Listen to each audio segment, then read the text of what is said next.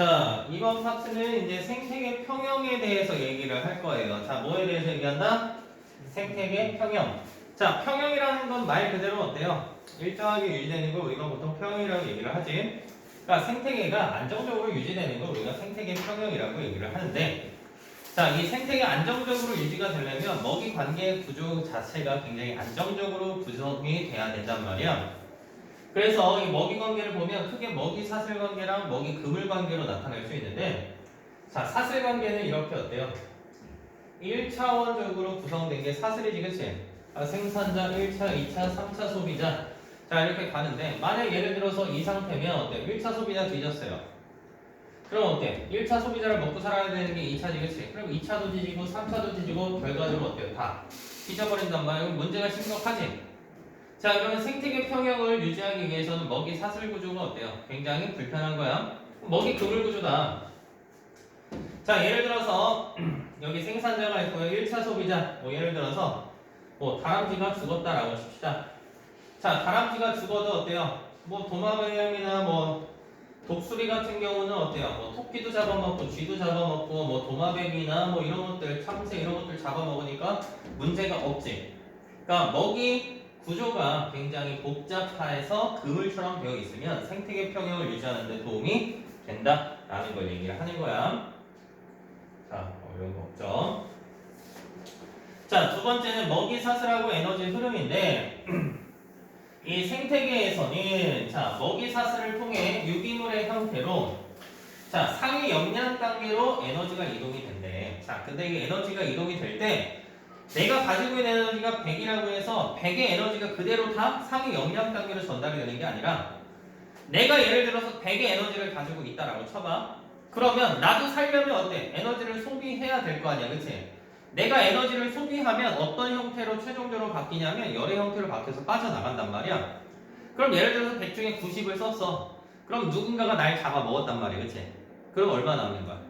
10을 가지게 되는 거야. 그래서 얘네들은 보통 이제 상위 영양 단계로 갈수록 이 에너지가 줄어들게 되는 거야. 그래서 여기 보면 상위 영양 단계로 갈수록 에너지 양이 감소하는데, 자, 감소하는 이유는 뭐다? 여기 밑줄 쳐줘. 둘 다 생명 활동을 통해 열 에너지로 방출되고 남는 것이 이동하기 때문에 그렇습니다.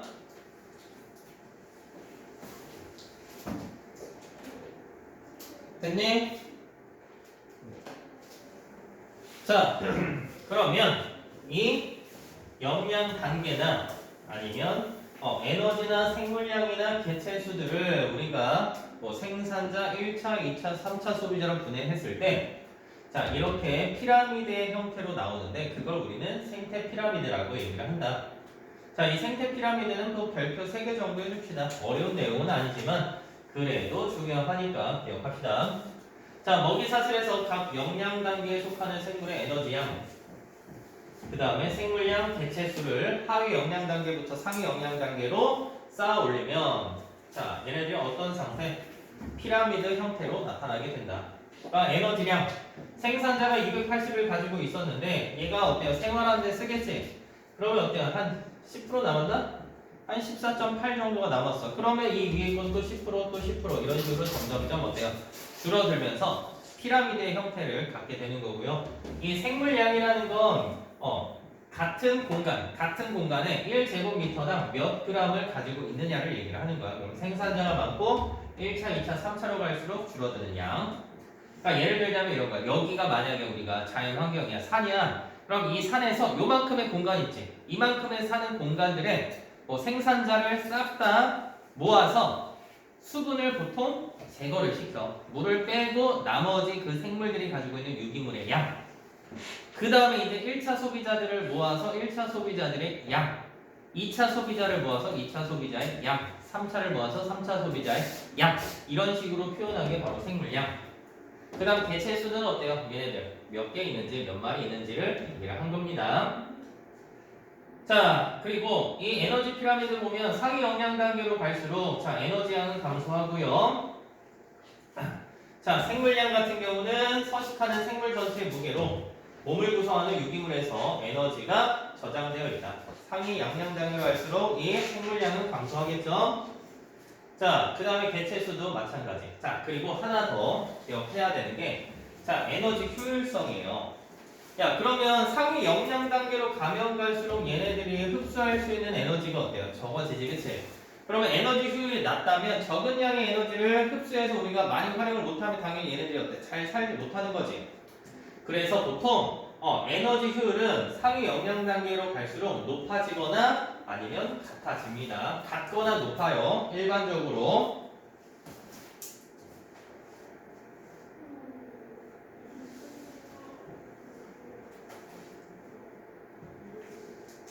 자, 그러면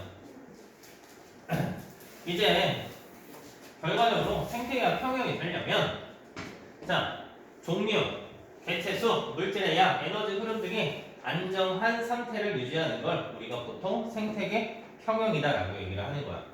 자, 생태계 평형은 주로 먹이 사슬에 의해서 유지가 되고요. 먹이 그물이 복잡할수록 생태계 평형이 잘 유지돼. 그러니까 결과적으로 종 다양성이 높아야 되겠죠. 그래서 얘네들 같은 경우 어때? 메뚜기 뒤졌어, 개구리 뒤졌어, 뱀 뒤졌어. 그러면 풀만 살아남다가 풀도 나중에 어때요? 이런 무기물이나 이런 것들이 잘 나오지 않기 때문에 뒤지겠지. 자, 근데 복잡하면 뭐 들쥐 죽어도 어때요? 뭐 다른 애들 먹으면서 살 수 있으니까 어때요? 생태계 평형을 유지하기에 굉장히 안정하다. 자, 근데 얘네들이 어때요? 항상 다 똑같은 건 아니란 말이에요. 어떤 환경이 갑자기 변하게 되면 이 생태계 평형이 깨질 수도 있어요. 자, 여기 보시면 자, 생태계 평형 유지 원리. 자, 요거는 별표 3개, 4개, 5개 합시다. 시험에 거의 항상 나오는 문제니까. 자, 보시면 안정된 생태계에서는 어떤 요인에 의해 자, 일시적으로 생태계 평형이 깨지더라도 시간이 지나면 먹이 사슬에 의해 대부분 생태계 평형이 회복된다. 그러니까 일시적으로 이제 변하게 되는 거야. 그러니까 지금 여기 보면은 원래 생태계 평형이 유지되고 있는 상태야. 그러니까 어떤 원인인지는 모르겠지만 자, 1차 소비자가 늘어났어요. 그치? 1차 소비자가 늘어나면 당연히 얘네들을 먹고 사는 생산자들은 줄어들겠지. 근데 1차 소비자가 늘어났으니까 어때요? 이 2차 소비자의 숫자도 어때요? 늘어나겠죠? 그럼 결과적으로 다시 어때요? 이 2차 소비자가 1차 소비자를 많이 잡아보니까 얘가 점점 감소할 거고 얘가 줄어들면 당연히 생산자가 늘어나겠지. 그래서 다시 생태계 평형을 뭐한다? 회복한다. 자, 근데 봐봐. 여기서 은근히 낚시 문제에 잘 걸리는 게 뭐냐면 자, 개체수를 가지고 물어보는 낚시형 문제가 좀 많이 나와. 지금 보면 생태계 평형이 깨졌다가 다시 평형 상태에 회복된 거지. 그랬을 때, 야, 이 개체수도 회복이 됐을까? 회복이 안 됐을까? 회복이 안 됐어요. 자, 이게 뭔 소리냐면, 예를 들어서 생산자가 100마리가 있고요. 1차 50, 2차 10마리가 있다라고 쳐봐. 근데 생태계 평형이 깨졌어? 반으로 줄어들었단 말이야. 50, 25, 5. 뭐 이런 식으로 생태계 평형이 어때요? 다시 유지가 됐지. 그렇지만 이 속에 포함되는 개체 수들은 원래 상태로 완전히 회복이 된 거야? 회복되진 않은 거야? 회복되진 않고 균형 자체만 어떻게 된다? 회복이 된 거다. 이 포인트 잘 기억해 봅시다. 자, 그러면 이런 생태계 평형 당연히 중요하겠지. 그러면 이것들을 우리가 보존하기 위해서, 보호하기 위해서 어떻게 해야 되냐? 자, 그걸 나가야 되는데 이것도 가끔 가다가 나오는 문제야. 자, 하이바브 공원에서 자, 사슴이 너무 줄어든 거야. 늑대 새끼들이 많아져서. 그래서 사람들이 늑대를 잡으려고 늑대 사냥을 허용해줬어. 그러니까 사슴을 보호하기 위해서 늑대를 잡았잖아. 그치? 그러면 사슴이 없으니까 어때요? 아, 늑대가 없으니까 사슴이 막 늘어나겠지. 근데 사슴이 많아지다 보니까 어때요? 풀들이 확 감소하는 거지. 얘가 먹을 게 결국 없잖아. 그러니까 다시 어떻게 돼? 이 사슴의 양이 확 감소가 됐다. 즉, 여기서 얘기하고자 하는 개념은 뭐냐면 인간의 인적인 개입은 생태계 평형을 어때요? 더 파괴시킬 수 있다라는 겁니다.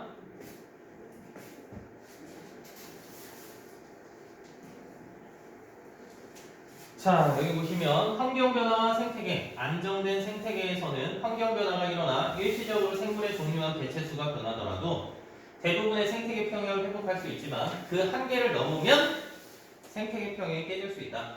자, 이 생태계 평형이 깨지는 가장 큰 원인은 자, 크게 자연재해, 홍수, 산사태, 화산 폭발 자, 이런 것들 같은 경우 우리가 어쩔 수 없지. 근데 이 생태계 평형을 깨지는 가장 큰 요인 중에 하나가 인간이야. 그래서 인간을 다 없애면 생태계가 안정하겠지. 자, 무분별한 벌목으로 이제 서식지가 파괴되고요. 경작지를 개발한다든가 또는 건물 때문에 또는 환경 오염을 일으키거나 또는 인구의 도시 집중이나 산업화 때문에 이산화탄소의 양이 어때요? 많아질 거 아니야, 그치? 그래서 기상이변 현상이 일어나. 그러면 이런 원인들 같은 경우 다 인간의 활동이잖아, 그치? 인간의 활동만 억제를 시키면 될 거 아니야. 그래서 어떻게 하냐?